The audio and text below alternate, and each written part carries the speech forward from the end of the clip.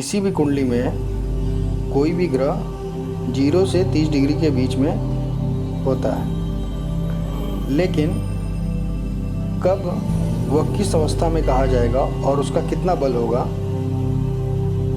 इसे एक निश्चित डिग्री में रखा गया है। तो चलिए बिना लेट करते हुए आपको मैं बताता हूँ कि किशोरावस्था, युवावस्था, वृद्धावस्था, मृतावस्था, ये 4 अवस्थाओं में ग्रह कब रहते हैं। किसी भी कुंडली में कोई भी ग्रह जब 3 से 9 डिग्री के अंश पर हो तो वह किशोरावस्था में होता है, जिसका जो रिजल्ट मिलता है वह अल्प रूप में मिलता है। जब कोई भी प्लैनेट 10 से 22 डिग्री पर हो तो वह युवावस्था में होता है, उसका प्रभाव व्यक्ति को पूर्ण रूप से मिलता है।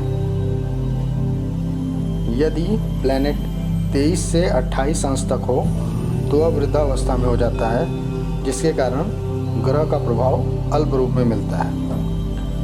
यदि प्लैनेट 29 से 2 अंश तक हो, यानी 29 डिग्री पे हो, 30 डिग्री पे हो, 0 डिग्री पे हो, 1 डिग्री पे हो या 2 डिग्री पे हो, तो वह मृतावस्था में होता है, यानी उसका फल 0 हो जाता है और वह कोई भी फल देने में सक्षम नहीं होता है। तो आप अपनी कुंडली देख लें और ग्रहों की डिग्री देखें। ग्रह जितनी डिग्री पर हैं आप उससे अनुमान लगा सकते हैं कि आपका प्लैनेट किस अवस्था में है। लेकिन इसके साथ आपको यह भी देखना होगा कि प्लैनेट किस राशि में है। यदि वह नीच या उच्च राशि में है तो उसका प्रभाव विशेष हो जाता है।